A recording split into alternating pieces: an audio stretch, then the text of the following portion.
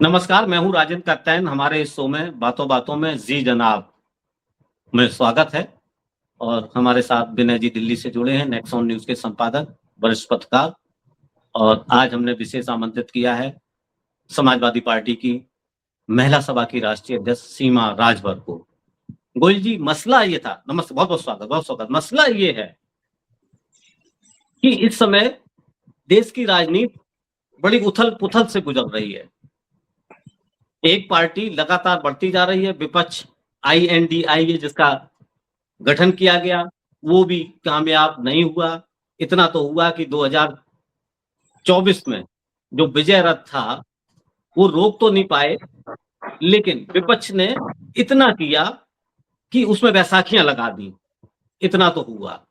उसके बाद से चुनाव, एक पार्टी ने जो सत्तासीन है, जो केंद्र में है, उसने ऐसा मंथन किया और एक स्ट्रेटजी बनाई, उसके बाद से वो कोई चुनाव हारे ही नहीं।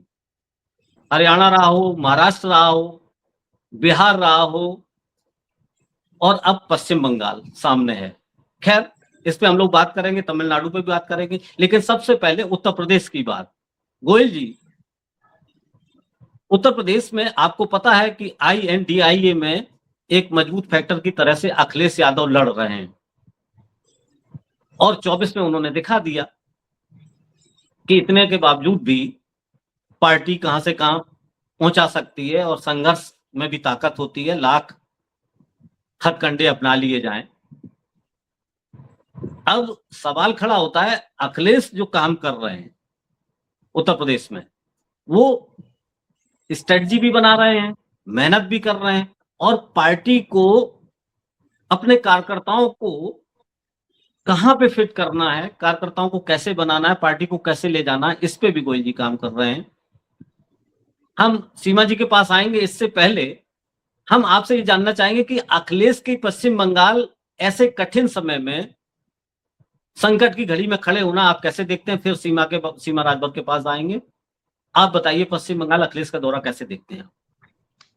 देखिए राजेंद्र जी, सबसे पहले तो आपका आभार प्रकट करता हूं कि आपने मुझे अपनी इस डिबेट में बुलाया। मैं कोशिश करता हूं कि आपकी जो जिज्ञासा है उसको कुछ शांत कर सकूं। देखिए, ये माहौल आज का जो है, जिस जो जैसे माहौल में राजनीतिक दल हैं, खास तौर से विपक्षी, उन सबकी मजबूरी हो गई है कि एक दूसरे के साथ में खड़े होने की। कारण ये है कि अगर वो दूसरे के साथ खड़े नहीं होंगे तो भारतीय जनता पार्टी और केंद्र सरकार एक एक करके सबको अपना निवाला बना लेगी। ममता बनर्जी को भी काफी अपने आप पे गुरूर था कि 15 साल की सरकार है, वो काफी मजबूत है, उनको कोई हरा नहीं सकता। लेकिन अब आप समझ सकते हैं, जिस सरकार के पास संवैधानिक संस्थाओं की बागडोर है, चुनाव आयोग से लेकर यहाँ तक कि कुछ हालात देखे जा सकते हैं कि जुडिशरी में भी उनकी बड़ी दखल है। जुडिशरी भी आंख बंद कर लेती है जब भी कोई सरकार के खिलाफ में कोई एक्शन लेना होता है, तो वो अपने आप को कन्नी काट लेती है। अब आप पश्चिम बंगाल में SIR को देख लीजिए। पूरी दुनिया में इस बात की चर्चा हो रही है कि SIR संवैधानिक रूप से सही नहीं है, बावजूद इसके कि सुप्रीम कोर्ट ने उनके ना तो चुनाव आयोग को कोई डायरेक्शन दिया और ना ही SIR को रोकने के लिए चुनाव आयोग को कोई सख्त कदम उठाने को दिया। वो कई बार उन्होंने कहा कि आप आधार कार्ड को वो बना, उसमें मानिए 11-12 जो उन्होंने सूचीबद्ध कागजात बताए थे, उसमें बड़ा ना नुकर करने के बाद SIR, उसमें चुनाव आयोग ने उसको आधार कार्ड को जोड़ा। बावजूद इसके कि पश्चिम बंगाल में लोग डॉक्यूमेंट लेके अपने जुड़े रहे, लेके गए, अपील करने भी गए, लेकिन क्या हुआ रिजल्ट?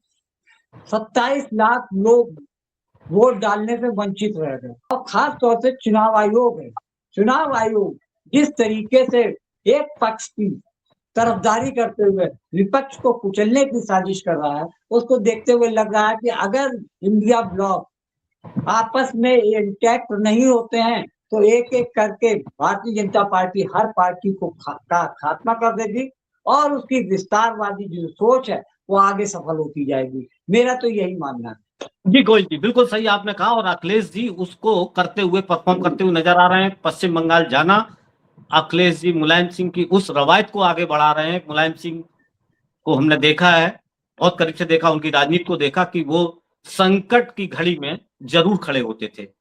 ये उनकी फितरत थी और अखिलेश जी उसी रवायत को शायद आगे बढ़ा रहे हैं। और हमें लगता है कि इंडिया ब्लॉक में अब अखिलेश जी का एक महत्वपूर्ण परिचय होगा और एक महत्वपूर्ण स्पेस बनेगा, ऐसा लग रहा है। क्योंकि अब इंडिया ब्लॉक को ये समझना चाहिए।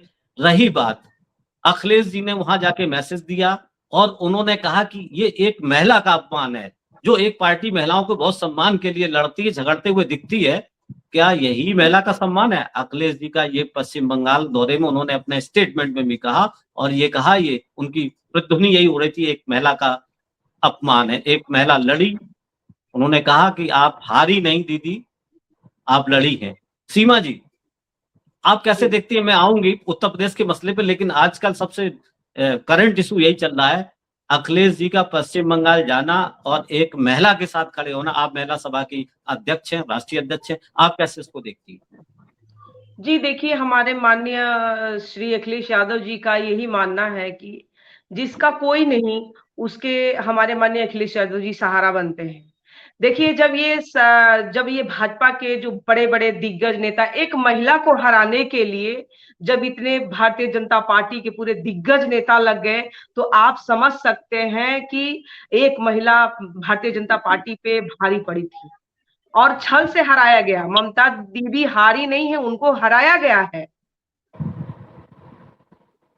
तो ये समझ सकते हैं कि भारतीय जनता पार्टी कितना डर गई थी कि बंगाल में ममता दीदी फिर से ना आ जाए। तो ये लोगों ने छल से अपना आधिकारिक छल से, अपने बल के छल से, ये लोग छल से हराया है। ममता दीदी हारी नहीं है। आप जी। क्या महसूस करती है कि अखिलेश यादव महिला के सम्मान में महिलाओं को विशेष इज्जत देते हैं? क्या ये जी, इशू बिल्कुल। बनेगा? क्योंकि महिलाओं की बात हो बिल्कुल, रही है बिल्कुल, बिल्कुल। चुनाव के बीच महिलाओं में। जी जी। जी। महिलाओं का सम्मान समाजवादी पार्टी करती आई है। शुरू से माननीय जब हमारे स्वर्गीय मुलायम सिंह जी थे, तो शुरू से ही महिलाओं का सम्मान करते आए हैं। उन्हीं के पद पे हमारे जो सपा मुखिया हमारे नेताजी हैं, चलने का काम कर रहे हैं। महिलाओं का सम्मान अगर कर रहा है, तो हमारे समाजवादी पार्टी के मुखिया श्री अखिलेश यादव जी कर रहे हैं, चाहे भारतीय जनता पार्टी कुछ भी कर रहे हैं। बदनाम समाजवादी पार्टी को करने के लिए बलि का बकरा 2-4 मंत्रियों को लगा रखे हैं उत्तर प्रदेश में, दाल गलने वाली नहीं है। जी, जी, हम उत्तर प्रदेश पे आएंगे। सीमा जी ने कहा कि बंगाल चुनाव में कैसे एक पार्टी को हराया गया, ये सबके सामने है और विरोध भी हो रहा है। आज सरकार वहां बर्खास्त भी कर दी गई है, क्योंकि ममता बनर्जी ने कहा था मैं इस्तीफा न दूंगी, मैंने चुनाव, मुझे हराया गया है, आप मुझे बर्खास्त करिए, और बर्खास्त कर दिया। खैर, वो अलग बात है। हम उत्तर प्रदेश पे आएंगे। गोयल जी, तमिलनाडु में तमिलनाडु में भी खेल हो गया। ये पहली बार हो रहा है कि गवर्नर किसी बड़ी बड़ी पार्टी, सबसे बहुमत पाए पार्टी को इनवाइट नहीं कर रहा है। ऐसा तो इतिहास में उदाहरण भी नहीं है। सामान्यतः यही देखा जाता है कि सदन में विश्वास मत हासिल किया जाता है। अटल जी की सरकार भी अल्पमत में रही, नरसिम्हा राव की सरकार पूरे 5 साल अल्पमत में ही चलती रही। ये सदन का काम है कि वो बहुमत साबित करे। सामान्यतः देखा जाता है कि जो सबसे बड़ा दल है उसको इनवाइट किया जाता है, सदन में विधायक या संसद सदस्य अपना साबित करते हैं, क्योंकि 3 तरह का पावर होता है वहां विधायकों को, एक वोट देने का, एक न देने का, और एक साइलेंट रहने का। उसका तो मत ही नहीं रखा। हो सकता है बहुत सारे उसमें साइलेंट रहना चाहते हो, जो कि गिनती नहीं की जाती है। तो ये कैसा गणित? गवर्नर अब कह रहे हैं कि पूरा लिस्ट लाइए, 5 विधायक उनके कम पड़ रहे हैं। कैसे देखते हैं आप तमिलनाडु को? फिर हम आएंगे उत्तर प्रदेश पे। देखिए, आप भारतीय जनता पार्टी का नेचर तो समझते हैं। वो ये इनके प्रकार अपनी सरकार बनाना चाहते हैं। हालात ये है कि तमिलनाडु में भारतीय जनता पार्टी का अपना तो कुछ है नहीं। एआईएडीएमके के साथ में चुनकर चुनाव लड़ा उन्होंने, और AIADMK के हालत भी बहुत अच्छी नहीं है। वहां तो ये है कि किसी न किसी तरीके से अगर विपक्ष का कोई नेता सरकार बनाने जा रहा है तो इतने अड़ंगे डाल दो कि सरकार बनने से पहले ही ध्वस्त हो जाए। अब ये स्थिति है कि इतिहास में पहली बार ऐसा हुआ है कि दो बड़ी पार्टियों को जनता ने नकार दिया।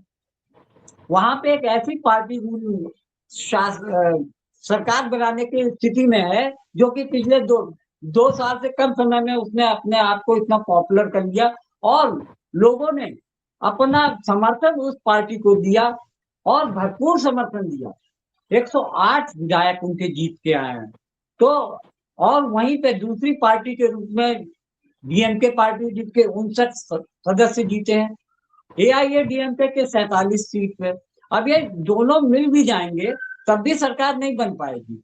वहां भारतीय जनता पार्टी को सिर्फ एक सीट मिली है।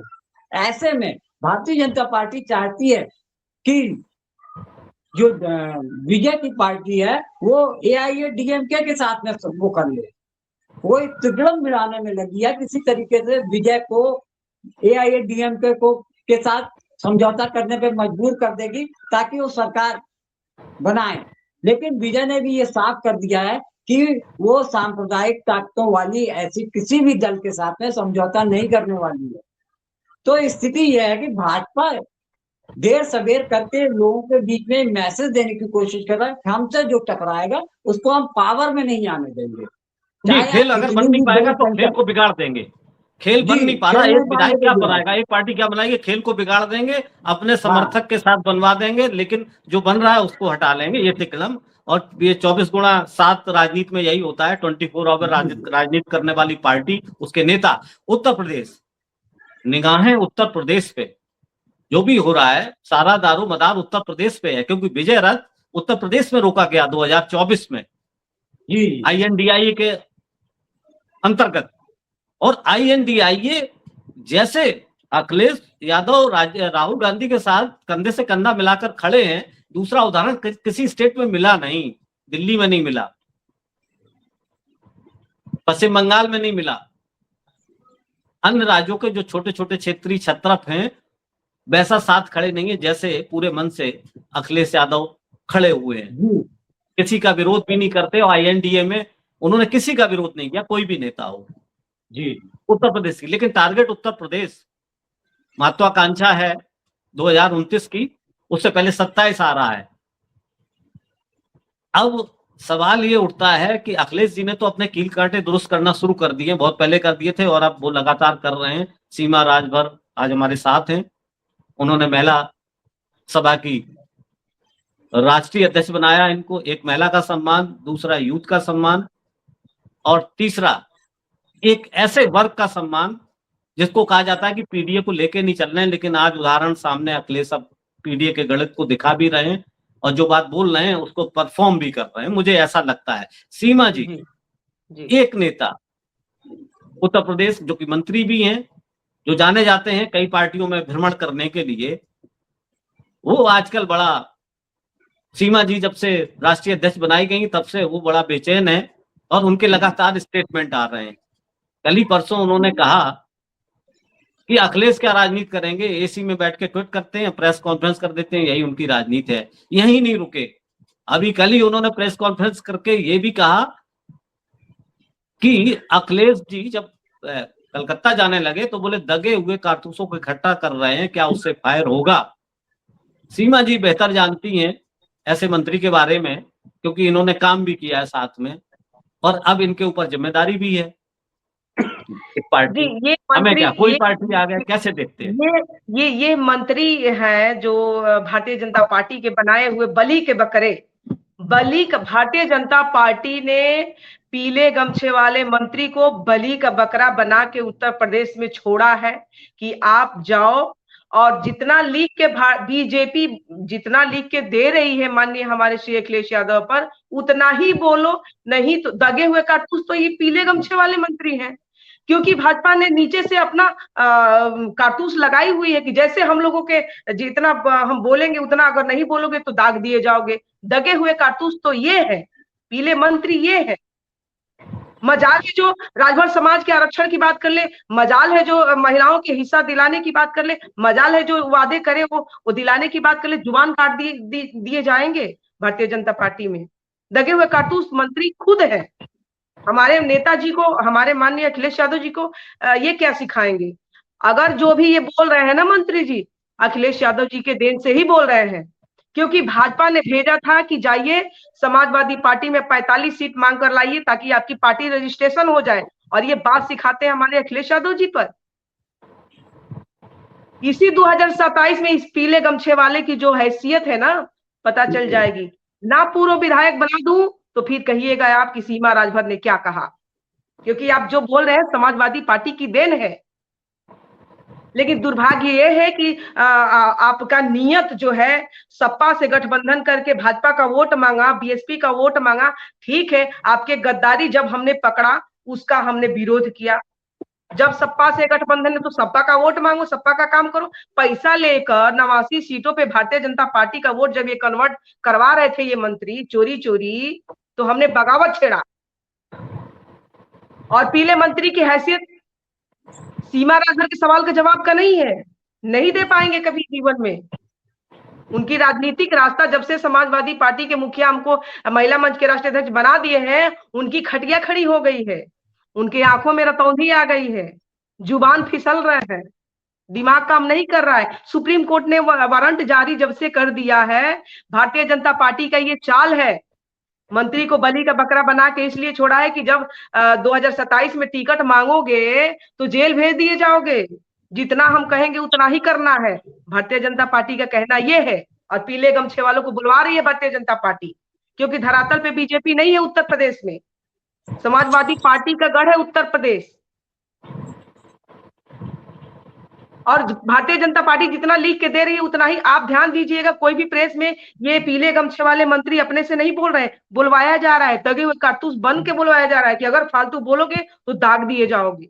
मजबूरी ये है, अखिलेश यादव जी के नाम अगर नहीं लेंगे मंत्री तो शायद राजनीति का रास्ता खत्म हो चुका है मेरे आने से। उत्तर प्रदेश में राजभरों के बीच नहीं जा पाएंगे कभी। जी जी। और मैं लाइव के माध्यम से आपको बता देना चाहती हूँ, ये जितना बोल रहे हैं ना, जितना बड़बड़ा रहे हैं ना, सिर्फ इनके पास एक भी मुद्दा नहीं है जो समाज के हित की बात करे। सत्ता के लाठी कब तक पकड़ के आप चलेंगे भाई? सीमा जी, आपने सत्ता के लाठी कब तक आप जी जी जी आपने एक बात, बड़ी महत्वपूर्ण बात कही, मैं इस पे फिर दोबारा आना चाहता हूँ। क्या ओम प्रकाश राजभर जिस पार्टी में रहते हैं उसी पार्टी का प्रचार नहीं करते हैं, उसका ही विरोध कर देते हैं क्या, पार्टी के अंदर रहते हुए जिसके साथ रहते हैं? ऐसा कहना चाह रही हैं आप? ये सत्य है, यही सत्य है, क्योंकि दल बदलू की निशानी है ये। दल बदलू पलटू इनके जहन में है। ये समाज के हित की बात नहीं करते, इनके जहन में ये जिस विधानसभा में जाते हैं वहीं की पैदाइश बन जाते हैं, जिस जिले में जाते हैं वहीं के पैदाइश बन जाते हैं। राजभर समाज हमारा जानना चाह रहा है, और राजभर समाज ये मांग कर रहा है कि आधी आबादी की हिस्सेदारी कब दिलाओगे। इन्होंने जब राजभर समाज, पहले तो ये मंत्री का एक नेचर इतना बेकार है कि सिर्फ राजभर बस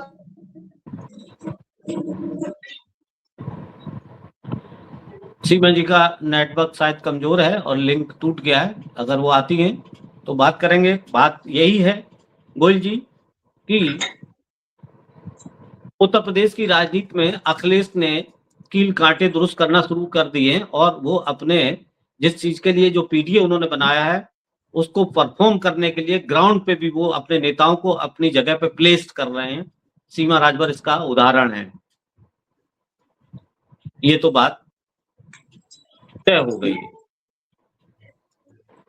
सीमा जी का संपर्क टूट गया, हमारे शो का भी टाइम हो रहा है, आगे हम फिर अन्य मुद्दे पे बात करेंगे। राजेंद्र जी, एक बात मैं राजभर जी के बारे में कहना चाहता हूँ। राजभर खुलेआम इस बात का ऐलान करते हैं कि वो तो सत्ता में मलाई काटने के लिए आए हैं, उनको किसी पार्टी से या किसी दल से कोई मतलब नहीं है।